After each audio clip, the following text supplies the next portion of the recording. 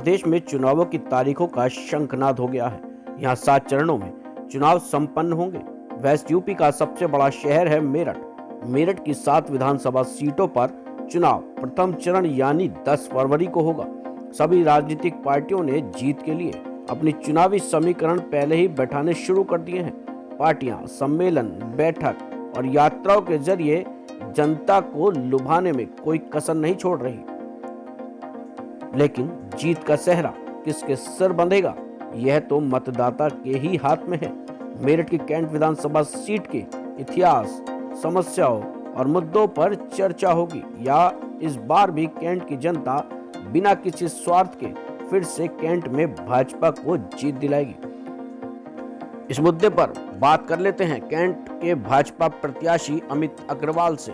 2022 विधानसभा चुनाव का बिगुल बज चुका है और लगभग तमाम पार्टियों ने अपने प्रत्याशी भी घोषित कर दिए हैं। मेरठ विधानसभा से भाजपा ने अमित अग्रवाल को प्रत्याशी बनाया है, जिन पर भाजपा ने एक बार पहले भी विश्वास किया था और उस पर वो खरे उतरे थे। एक बार फिर से अब भाजपा ने दोबारा से अमित अग्रवाल को यहाँ से प्रत्याशी बनाया है, क्योंकि काफी समय से अपना वनवास काट रहे थे अमित अग्रवाल। लेकिन अब यहाँ पर समर्थकों में काफी खुशी भी देखने को मिल रही है, क्योंकि अब उनका यहाँ जो टिकट हुआ है उस पर उनका साफ तौर पर कहना है कि भाजपा के विश्वास पर वो एक बार फिर से खरा उतरेंगे। तो बात कर लेते हैं अमित अग्रवाल से। मैं जानना चाहूंगा कि किन मुद्दों को लेकर आप अब क्षेत्र में जाएंगे और यहाँ विधानसभा को आप जीत हासिल दिलाएंगे। भारतीय जनता पार्टी का तो मुद्दा सबसे बड़ा विकास का मुद्दा है, सबका साथ सबका विकास। दूसरा मुद्दा महिलाओं की सुरक्षा और तीसरा मुद्दा देश की सीमाओं की सुरक्षा। इन सब मुद्दों को लेकर हम जनता के बीच में हैं। अमित जी, काफी लंबा अंतराल हो गया था, पहले भी आप कैंट से विधायक रहे हैं, तो देखा जाता है कि बहुत आपको इसमें बहुत मशक्कत करनी पड़ी दोबारा से एक बार प्रत्याशी बनने के लिए। काफी लंबा समय भी हो गया था, बीच में आपको भाजपा छोड़नी भी पड़ी थी। तब का एक्सपीरियंस और आपका एक्सपीरियंस आपका क्या कहता है? देखिए, भारतीय जनता पार्टी का कार्यकर्ता होने का ये कतई अर्थ नहीं है कि हमको विधायक बनना ही है या हमको सांसद बनना ही है। कार्यकर्ता संगठन का काम करता है। संगठन का काम उन कार्यकर्ताओं के बीच में से किसी को छांटकर और ये दायित्व दे दिया जाता है। वो दायित्व भी सेवा के भाव से ही होता है कि हमें कोई विधायक बन के सांसद बन के कमाई थोड़ी करनी है। कमाई के लिए तो हम लोगों का अपना व्यापार है, लेकिन जनता की सेवा राजनीति के माध्यम से करना है तो किसी कार्यकर्ता को दायित्व मिल जाता है। मुझे पार्टी ने पहले भी दायित्व दिया था, 2 बार मैं विधायक रहा। उसके बाद पार्टी ने सत्यप्रकाश जी को दायित्व दिया, 4 बार वो विधायक रहे। अब पुनः पार्टी ने मुझको दायित्व दिया है। उस दायित्व को मैं जैसे मैंने पहले निभाया था वैसे ही पार्टी के संगठन की सेवा करके, जनता की सेवा करके, क्षेत्र का विकास करके मैं उस दायित्व को पूरा करूंगा। क्या लगता है कितनी चुनौतियां आप मानते हैं, क्योंकि जिस तरह से भाजपा में लगातार टूट हो रही है, भगदड़ मची हुई है, आप कितनी चुनौती मानते हैं अपने इस विधानसभा के लिए? भाजपा में ना कोई भगदड़ है ना कोई भाजपा में टूट है। ये तो वो लोग हैं, जब आंधी चलती है तो बाहर के उड़ने वाले हल्के पत्ते कभी आकर पेड़ों पर चिपक जाते हैं, पौधों पर चिपक जाते हैं। ऐसे ही स्वामी प्रसाद मौर्य थे, ऐसे ही धर्मपाल सैनी थे, धर्म सिंह सैनी थे, ऐसे ही सब लोग होते हैं। और जब वो पेड़ थोड़ा सा हिलता है तो वो पत्ते फिर नीचे गिर जाते हैं। वो नीचे गिर गए, ना हमसे कुछ वो पा पाए। वो तो मायावती के सारे चेले हैं। मायावती के साथ उन्होंने खूब देश को और प्रदेश को लूटा और उसके बाद भाजपा में आ गए तो सोचते थे यहाँ भी खाने को मिलेगा। कहना मोदी जी का, ना खाऊंगा ना खाने दूंगा। तो योगी जी ने ना किसी को खाने दिया तो वो भाग गए। क्या लगता है, क्योंकि जिस तरह से गठबंधन भी हुआ है रालोद और सपा का, और आपके क्षेत्र में भी प्रत्याशी हैं, तो क्या लगता है कितना फर्क पड़ने वाला है? गठबंधन का कोई असर भारतीय जनता पार्टी की वर्किंग पर नहीं पड़ता, उसकी विजय पर नहीं पड़ता। गठबंधन पहले भी हुआ था बुआ और बबुआ का, सपा और बसपा मिली थी, क्या हाल हुआ आपके सामने है।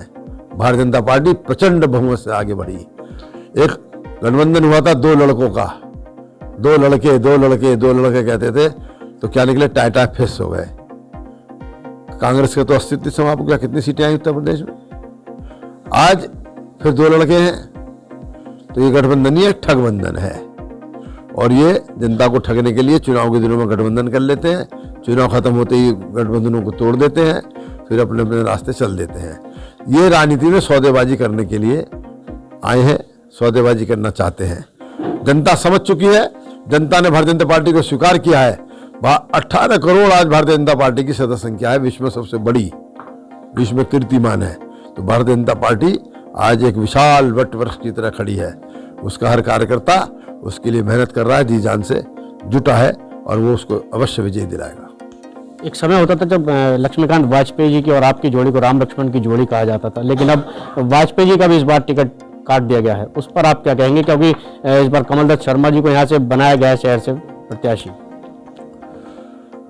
जब फूल खिलता है, जब पेड़ आगे बढ़ता है, तो हर बार पेड़ में नई कोपलें आती हैं, पुराने पत्ते अपने आप झड़ जाते हैं। तो ये तो समय का चक्र है। पुराने जब जवान थे, हम लोग जवान थे, लक्ष्मीकांत जी जवान थे, तब पार्टी ने उन पर भरोसा जताया, और हल तो हमेशा मजबूत बैल के कंधे में रखा जाता है। तो अब उम्र का तकाजा है, हो सकता है 1-2 बार के बाद हम भी रिटायर हो जाए। तो ये तो वो हमसे बड़े हैं, लक्ष्मीकांत जी, सत्यप्रकाश जी हमसे बड़े हैं, वो रिटायर हो गए। अब आगे आने वाली पीढ़ी की बारी आएगी, वो आगे बढ़ेगी। तो नियम है, आगे वृद्धि जो होती है, तो इसी तरीके से नियम होता है ग्रोथ का।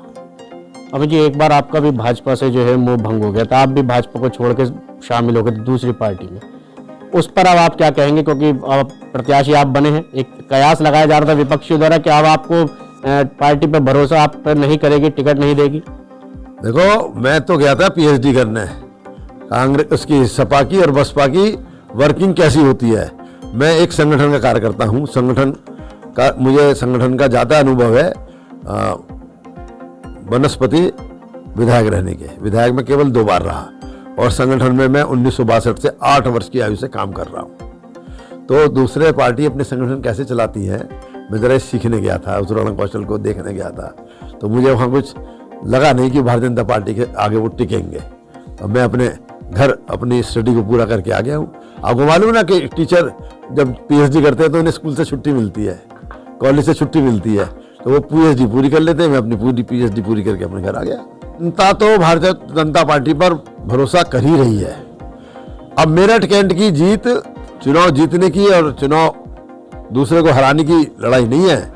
मेरठ कैंट की जीत यहाँ के अपने कीर्तिमान को तोड़ते हुए और आगे उत्तर प्रदेश में पहला कीर्तिमान स्थापित हो मेरठ कैंट में लीड का, उसके लिए कार्यकर्ता संघर्षरत है। अहम और अंतिम सवाल, क्या लगता है भाजपा इस बार कितनी सीटों से प्रदेश में सरकार बनाने जा रही है?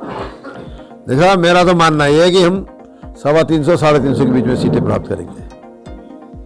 और ये बड़ा आकलन करने के बाद मैं कहता हूं, मैं प्रभारी था मुरादाबाद में, 2 बजे तो 275 प्लस का हमने बैकड्रॉप लगाया स्टेज पर। वो जरा सा कुछ खराब हो गया था, उनका नया बनाओ। तो 4 बजे जो नया बन रहा था तो मेरे मुंह से निकल गया, इसको 275 को 300 प्लस कर दो। 300 प्लस का 4 बजे लग गया, फ्लैक्स छप गया, 6 बजे लग गया। सबने तो उन्होंने मुझे टोका भी, ये आपने क्या करा दिया, पार्टी ने तो 275 का दिया है। मोदी जी आए, मोदी जी ने भी जब मंच पर घूमे तो देखा 300 लिखी हुई है, उसको तो कुछ नहीं बोले। नीचे उतरे तो परिचय हुआ कि मैं प्रभारी हूँ यहाँ, तो कंधे बात रख के बोले, प्रभारी जी ये 300 प्लस कैसे लिख दिया? हमने कहा ये तो ब्रह्म मुहूर्त में पता नहीं कैसे होगा, फ्लैक्स उतरा, ब्रह्म मुहूर्त में नया फ्लैक्स लगा, अब जो निकल गया मुझसे 300 प्लस ही होगा, 330 सीट आई। ये थे हमारे साथ कैंट विधानसभा से प्रत्याशी अमित अग्रवाल, जो यहाँ पर अब बता रहे हैं कि बचपन से ही भाजपा के सच्चे सिपाही रहे हैं, संघ के साथ जुड़े रहे हैं। अभी भी कैंट की जनता उन पर बहुत भरोसा करते, तभी तो उनको एक बार फिर से कैंट विधानसभा से प्रत्याशी बनाया गया, क्योंकि इससे पहले भी कैंट विधानसभा से अमित अग्रवाल यहाँ पर विधायक रह चुके हैं। अब आने वाले समय में जो यहाँ पर 10 फरवरी को चुनाव होना है, उस पर कैंट की जनता के विश्वास पर अमित अग्रवाल कितना खरा उतरेंगे, यह समय बताएगा।